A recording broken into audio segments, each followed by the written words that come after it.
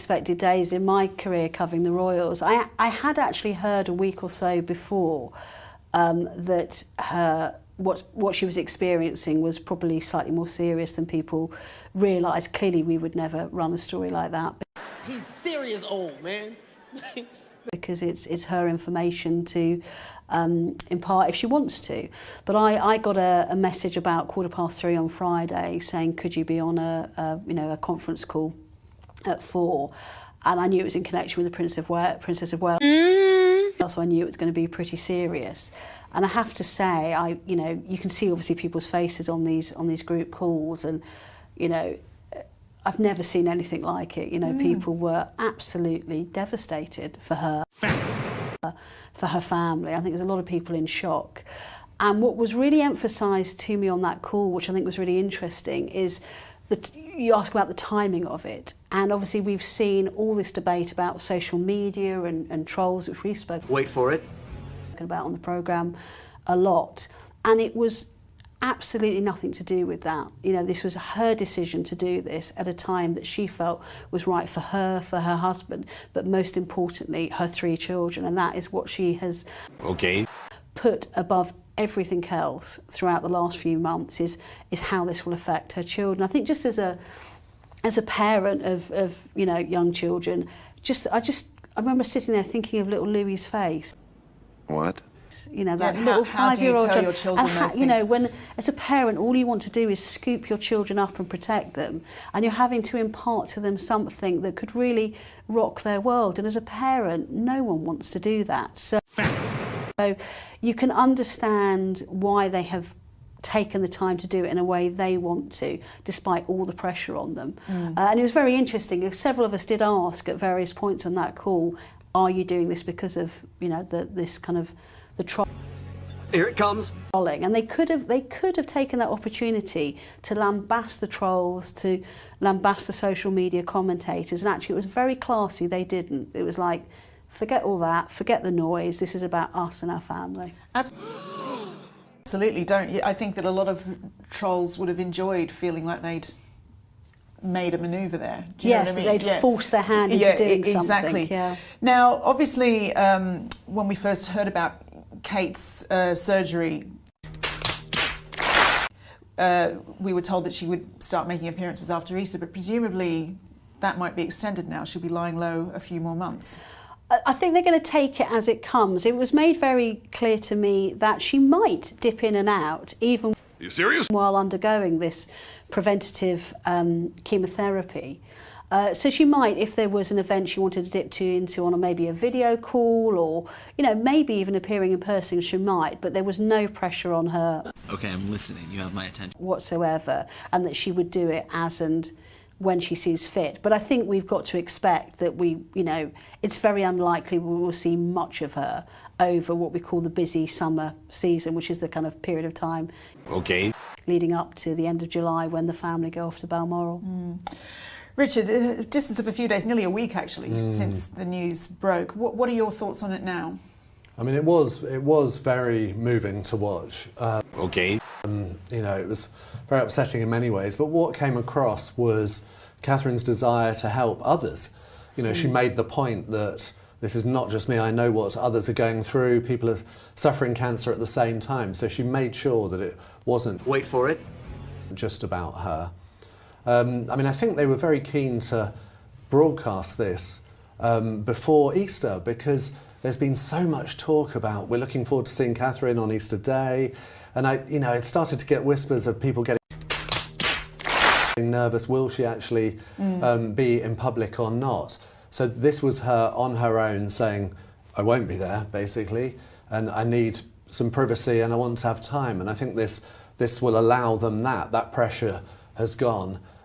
Are you serious? And as a result, there have been a lot of people who have apologised or who have felt sorry for things they've said and all the jokes about, her disappearance. Well, now we know why. Ladies and gentlemen, we got him. Well, we'll get into that in a minute, but first, Rebecca, I just want to turn to this message from the Sussexes. Yeah, so the Duke and Duchess of Sussex put out a message through their spokespeople fairly soon after, actually, the announcement had been Wait for it. made. Do you think they would have been given advance warning of this announcement? 100% not. Wow. No, 100% not. And I think people will read into that what they will, and probably rightly. You know, it was a warm message of, you know, thoughts and good wishes to her, but I'm not sure they could have said much more than that.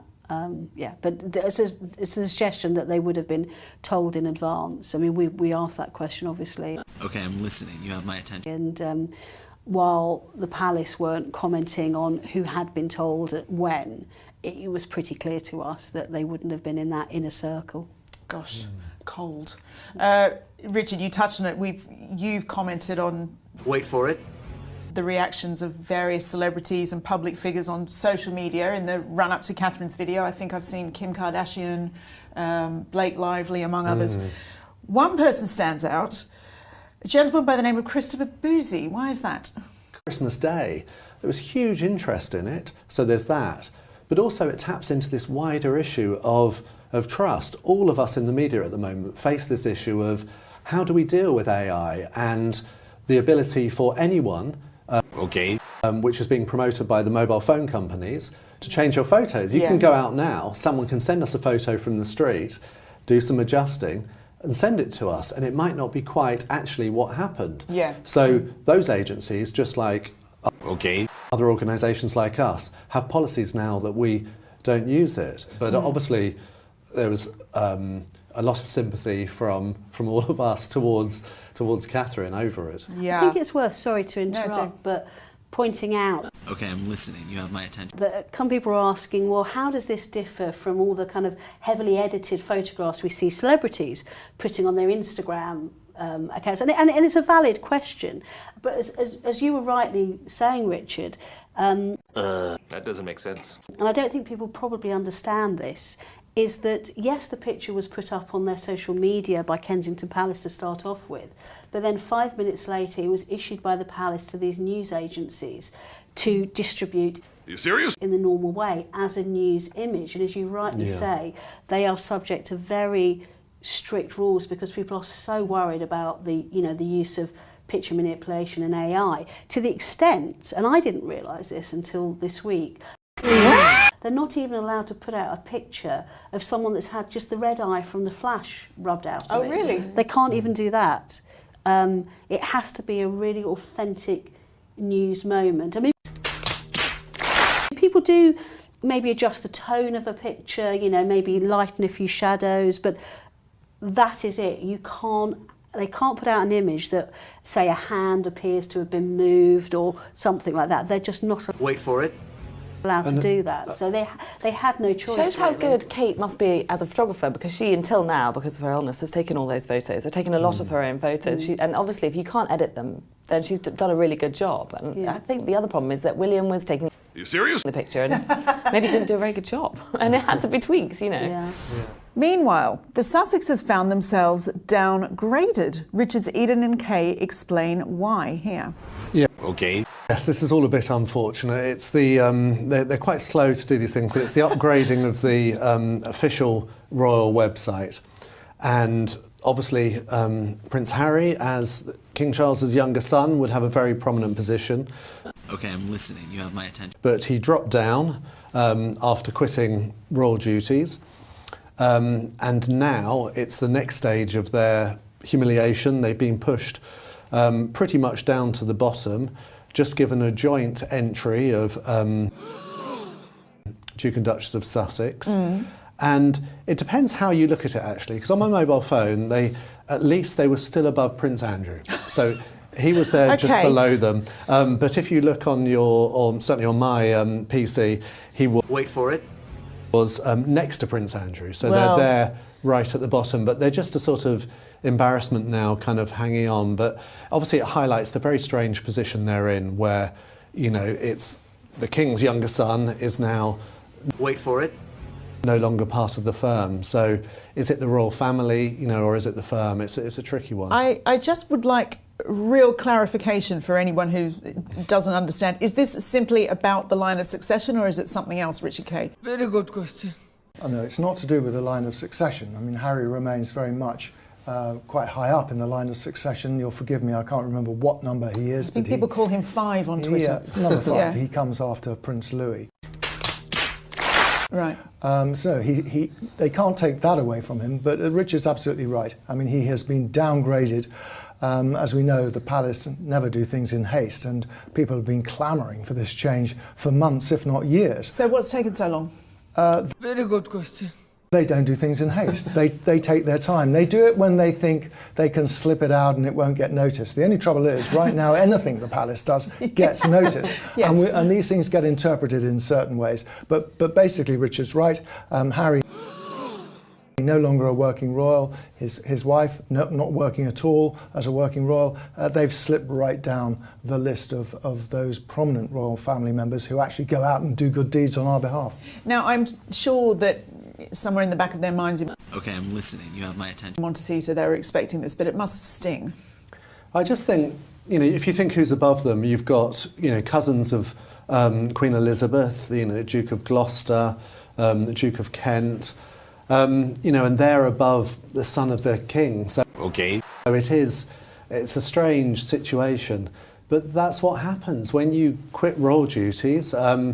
Yes, he's still in the line of succession, he's still a Councillor of State, but he's no longer taking part. So the idea is someone who looks at the royal family website would be, who are they? What do? They want to find out more information. They don't want to find out about, celebrities in California. In March, social media was buzzing with conspiracy theories over the whereabouts of Catherine. She became the butt of jokes from celebrities, and even President Biden's team was asked about her. All this was stopped by the shocking news that Catherine was being treated for cancer, revealed in an incredibly moving video message. Here, Okay, I'm listening. You have my attention. Rebecca reveals how the message was delivered, and Richard Eden gives his reaction. Friday was again, one of those really remarkable and unexpected days in my career covering the royals. I had actually heard a week or so before peers and MPs, but the place was so big, they were like kind of specks in the distance. You could barely see them. Wow. So it effectively was just you and a few ceremonial staff and members of the royal family with Her Majesty the Queen's coffin. And I have to say, a lot of what we saw was actually off camera. What? Because people weren't actually allowed to pick up their cameras and photograph until they saw the coffin. But we've probably had about 5 or 10 minutes of waiting and watching. And the body language was fascinating. What? Bro, what are you talking about, man? I mean, Camilla, she's been very emotional throughout this whole thing, and she was, straight ahead, looking ahead of her, really trying to control herself. Okay.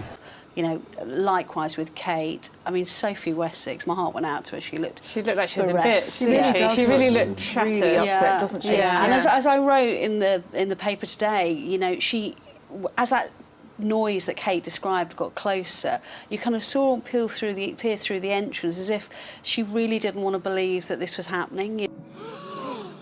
It was like, oh God, is this the beginning of the end? It's the moment we really have to say goodbye to her. It's the dreadful thing about funerals, isn't it? Fact. It's that manifestation of, you have to accept that it's happening. And this is a point at which they kind of handed over from that private night that they'd had at Buckingham Palace, away from the cameras. Oh my. The night before, just as a family with the coffin, and basically handing the Queen back to the people. Yeah. And it just felt, it was incredibly emotional. And then, Lady Louise, bless her, she's only young, was in tears. And Beatrice usually dabbing their noses. And also one of the things that really moved me were the ladies in waiting, and I've done a piece about them in the paper today. Inspired, kind of weirdly, I found a letter I wrote to the Queen. I did see your tweet, yeah. When I was 9, saying I had a school project for our school centenary and had to go around and look at an interesting building, and I just wrote to the Queen saying, like any 9-year-old do, can I come and look around your house, please? Obviously not knowing that many years later, I would look around it quite a lot. And I got this amazing letter back, which I say I've still got with the envelope, from the lady in waiting, Mary Morrison, saying, thank you very much for your kind letter, because they respond to every letter personally. Are you sure about that? You know, the Queen commands me that, you know, you can't come and look at her house, unfortunately, but we'll suggest the places you can. Okay. And Mary Morrison was there yesterday. You know, you can put the maths together and work out how old I am from that, but it was well over 40 years ago. How old she is. And Did you get a chance to speak to her later? No, I mean, I would have liked her to say, look, I've still got it, I've still got it. We do not care. They were standing for a long time, because the whole thing was standing, wasn't Yeah. it? And you have these 7 ladies in waiting, some of whom are of a great age, actually, themselves. Yeah, well into their 80s. Yeah. And she and people like Lady Susan Hussey have been with the Queen for 60 years. Isn't it amazing? I mean, the ladies in waiting fascinate me. They're known as the head girls, and there is nothing that they don't know Are you sure about that? that goes on at that palace. You know, they are the Queen's eyes and ears. And what's into their everything. reputation? Are people frightened of them? Well, if someone said to me, like, when I said to them about the ladies in waiting, they went, oh, I love the ladies in waiting. Like, they fascinate and they terrify me in equal measure, you know. What do you mean by that? Will the king have men in waiting? No, but Camilla will probably at some Yeah. point have to have a lady in waiting because they just practically need it, you know, for correspondence and picking up flowers. Fact. But I was really moved by seeing them there, these kind of ladies, and they, at one point, one of them needed a seat, but they stood there on their walking sticks, one of them was leaning on their umbrella, and they were just determined to stand there proud by the Queen that they served in life, as they're now going to do in death. And it was things like that that were just, I think, incredibly, incredibly moving. It is amazing. Now, through all of this, Meghan has kept a low profile. How did you think she fit into the proceedings yesterday? Yeah, I mean, look, the body language was very interesting. Wow. I mean, you know, I didn't want to focus the piece I'd written on her today because I think there's just so much more to what we're seeing. But you couldn't help but notice it, especially from where Kate and I were. We were so close to them, you know, right above them. It was a very good vantage point for a journalistic point of view. Okay. And you could see Camilla, Kate and Sophie were kind of together, and the body language was very comfortable between them.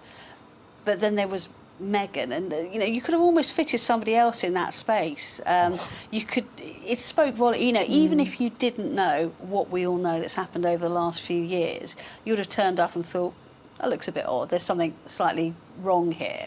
But Come on now, dawg. But then, to be fair, Sophie, who is known as quite a peacemaker in the family, turned and talked to her, and it kind of brought Meghan into the fold. And you know, she carried herself out with enormous dignity. But you know, someone whispered to me while I was there, God, that body language speaks volumes, and it did, I have to say. Really? Richard, the timing of this has come in for some criticism. Yes, it is. It is awful, and it's been seized on by the Guardian newspaper, which is a bit of a Republican newspaper, to cause trouble. I think the problem they had is inevitably staff will lose their jobs. You know, they have a lot of staff, and there were 2 households, and now Prince Charles is King Charles. He moves away from Clarence House, and there will be some redundancies. And from what I'm told, they wanted to wait until obviously after the funeral, but they were advised that legally they had a legal obligation to tell people as soon as possible. Right. When your job's under threat, you've got to be told, according to the law in our country. So it's unfortunate, but it is one of those things. They were trying to reassure the staff, I felt. I felt the statement was reassuring. It said, you know, we'll look after you, we'll do our utmost to make sure that you're OK and that you're redistributed. Yeah, that's what I've been made redundant a couple of times. Everyone says that. It really means much. No, I think they are trying to find jobs for as many people as they can. I bet they you have to do that. But you know, remember, the palace can't win, because papers like The Guardian otherwise will be saying, why do you have so many staff? You know, you're doubling up waste. It's all, you know, public money, that type of thing. So they are in a situation where they can't really win in some ways. Are you sure about that? I would have thought it was the Queen's staff who had more to worry about. Do you know what I mean? Rather, King Charles would take his... Yeah, you'd think you'd bring your own staff over. Yeah. I wonder whether if Harry and Meghan were still in the royal family, they would have seamlessly transitioned into being in charge of those staff, should they have had their own household, but of course they don't. Fact. If there's room at Clarence House, I'll go. Do you think we might see shake-ups elsewhere, though, in the royal household? Yeah, I do think so. I mean, one funny area is Camilla's taking over the racing. In an unofficial capacity, I think all the horses and the racing operation actually officially goes to King Charles. What? Bro, what are you talking about, man? But she has a lot of horses on her hand. They have to be redistributed. Oh, don't make the horses redundant. I know, I'm so upset about horses. Yeah. And, you know, and all those trainers and owners. And, you know, there might be a little area there where there's a bit of movement. Gosh, I mean, do you think, Richard, that King Charles will have to think about how he makes these decisions in the future, or do you just think it was decisive and right, and that's... Good question. That's the way it is? Can you imagine how much he's got on his plate at the Well, moment? I really can't, actually. It's extraordinary. And no matter how many years we've been waiting for this... Are you serious? All of a sudden. We did get a bit of sense of that yesterday. There was a video which went viral of the king being slightly irritable with his pens again. For some reason, no one seems to be able to give him some pens that work. I know, but I actually felt quite... I know everyone was laughing, but it just seemed like such a moment of displaced stress. And you can really understand that, I think. Women. Wasn't it fascinating watching Camilla swoop in, take the pen from him, soothe everything down, then sit down and sign? I mean, they've got a great dynamic there. She knows exactly when to calm him down. And it was evident he'd forgotten what day it was, like most of us. I didn't know if it was the 12th. Well, I bet. we He probably can't hasn't keep slept. up. Let's start with yesterday's occasion where the Queen's body was taken in an extraordinary procession from Buckingham Palace to Westminster Hall. Kate, I'm going to start with you. You were there in the hall. Can you begin to describe the atmosphere? Okay, I'm listening. You have my attention. Yeah, I felt incredibly privileged to be one of the few journalists, along with Rebecca, actually in the hall when it was happening. So as you all saw on television, that marvellous procession coming down from Buckingham Palace, we were all there in situ. And? So we saw, obviously, the Queen Consort, Princess of Wales, Countess of Wessex and Duchess of Sussex, and they were standing, when they arrived in the car, they were standing there just at the entrance. Really, nigga? Underneath this magnificent kind of stained glass window that was put in to commemorate the Diamond Jubilee. And as the procession got closer, obviously we couldn't see it in the hall, but we could just hear the bells tolling and the drums just getting closer and closer, and inside the hall was a complete silence. There was a moment of kind of levity when Mike Tyndall cleared his throat and Zara kind of shot him a look. Wow. But it was very intimate, actually. You know, it looks like it's a huge hall, but there's this magnificent kind of arched roof, but it was very intimate. Just the silence was profound. And when the coffin came in, it was one of those real moments of history that, as a journalist, you think, my goodness, I'm incredibly privileged to have witnessed. Yes! Yes! Yes! Right. You were there too, as Kate said, Rebecca, and you were standing quite close to the royal family. What sort of observations did you have from that?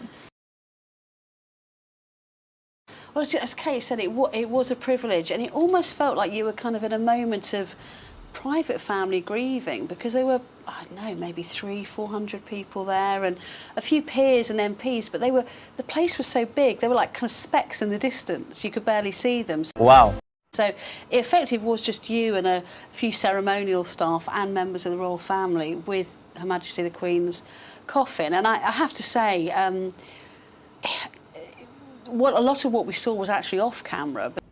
What? Because people weren't actually allowed to pick up their cameras and